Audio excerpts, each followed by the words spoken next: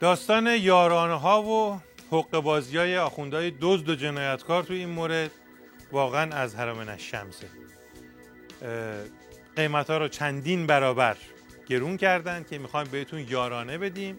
بعد یارانه ها رو از تونل انواع و اقسام بخورهای آخوندی رد کردن. بعد گفتن که حالا بیاین به زبون خوش خودتون انصراف بدین.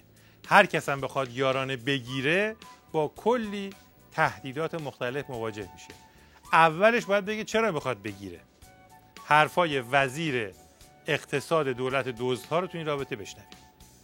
کسانی که این یارانه ها سهم ناچیزی از هزینه های اونها رو در بر میگیره، ابتداعاً ما علاقه‌مندیم که به صورت داوطلبانه صرف نظر بکنن و اما اگر این انصراف داوطلبانه صورت نگیره، دولت اطلاعات لازم رو در اختیار دارد که افراد پردرآمد جامعه رو شناسایی بکنه. در واقع به نوع احقاق حق همون بخش کم درآمد هستش.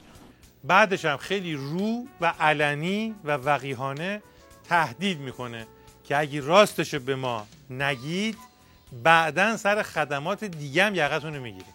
اطلاعاتی که مردم در خصوص درآمد خودشون اظهار میکنن مبنای سنجش اعتبار اونها در برخورداری از تسهیلاتی است که مؤسسات اعتباری و دستگاه‌های اقتصادی به مردم ارائه میدن. یعنی اگر یکی اطلاعات غلطی داده باشه و این اثبات بشه، فردا بیاد بره از یه بانکی مثلا بخواد یه وامی بگیره، این اونجا محاسبه میشه توی مثلا ولی یک کسی اگر اومده گفته من مثلا درآمدم زیر 600,000 تومانه، ایشون چجوری میخواد بیاد یه وام مثلا 1 میلیاردی رو مثلا از یه مؤسسه مالی بگیره و ماهانه مثلا 2-3 میلیون تومان باز پرداخت بکنه؟ یا چگونه میخواد بیاد کارت بازرگانی بگیره و به امر بازرگانی این میشه مبنا داشته باشه؟ مسلما این دو تا با هم سازگار نیست. اگر یه فردی فقیره و درآمد زیر 600,000 تومان داره، دیگه طبیعتاً قدرت بازپرداخت اقساط بالا رو نخواهد داشت.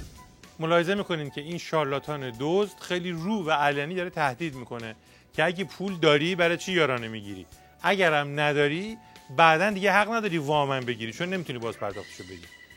طبعا خب مردم برای این حرفهای این یارو و بقیه‌شون و بزرگتر از اینهاش تره خورد نکردن و نمیکنن. شیخ ترور روباه بنفش خودش وارد صحنه شد و فکر میکرد که با یک جمله موجی از انصراف از دریافت یارانه رو راه میندازه تو مملکت. اونهایی که نیاز آنچنانی به این یارانه ندارند دست رد به سینه یارانه نقدی بزنند. مردم هم دستشون درد نکنه.